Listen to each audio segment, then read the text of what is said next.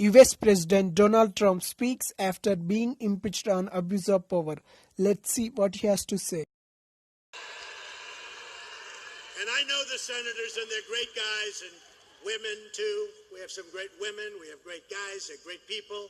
They love this country. They're going to do the right thing. They're going to do the right thing.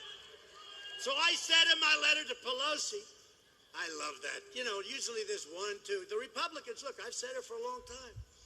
The Democrats are lousy politicians. They really are. They've got horrible policies, open borders, crime is fine, drugs pouring through. I mean, think of what they do. Sanctuary cities, they love sanctuary cities, you know. They're lousy politicians, but they have one thing, two things. They're vicious. They're the most vicious people. The Republicans aren't as vicious. They may learn to be vicious after going through this stuff. But the other thing, the Democrats always stick together. Now think of it. 3 Democrats went over to our side, no Republicans. It's unheard of.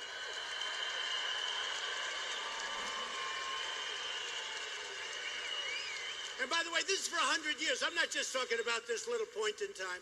The Republicans are known as it's always harder to stick together. These people are great. We have a great Republican Party, and we have to get that change. We have to take back the House. You'll have the greatest health care ever if we take, and by the way, we had another victory. The individual mandate, just a little while ago, came over the wires. It was just upheld. The individual mandate is now gone, the most unpopular part of Obamacare. It was just upheld. So I said in my letter to Pelosi, by proceeding with your invalid impeachment, you're violating your oath of office. You're breaking your allegiance to the Constitution. You're declaring open war on American democracy. You dare to invoke the Founding Fathers in pursuit of this election nullification scheme, yet your spiteful actions display unfettered contempt for America's founding and your egregious conduct. And listen, though, it's so true. It threatens to destroy what our founders pledged and, in fact, their very lives to build. You are the ones interfering in America's elections. You are the ones subverting America's democracy. We did nothing wrong, nothing whatsoever. This was just an excuse. Obstructing justice.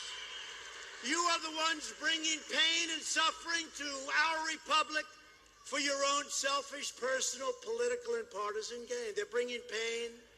The work we could be doing on lowering drug prices, on getting rid of these horrible, horrible situations. You know, in the border, the woman is okay. Is she okay? Okay. Thank you very much.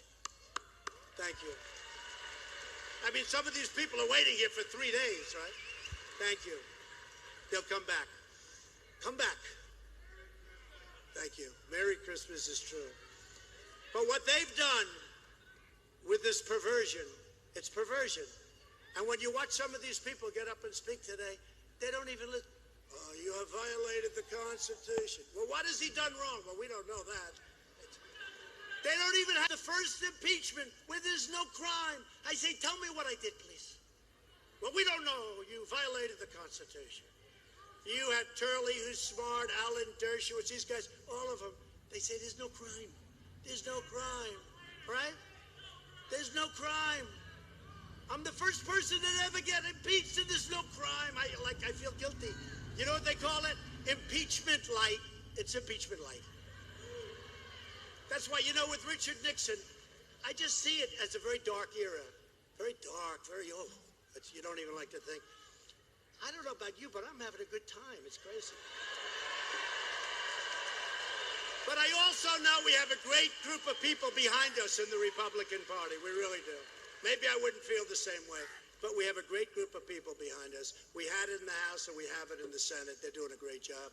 So I'm not worried. I'm not worried because it's always good. When you don't do anything wrong, you get impeached. That may be a record that will last forever. But you know what they have done? They've cheapened the impeachment process. And now anybody that becomes, you know, this is a sacred position.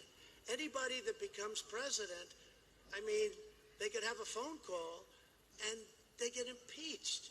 So if the Republicans, if you had a Democrat as president, we have a Republican House, they don't like the guy for whatever reason or the woman, they impeach the person.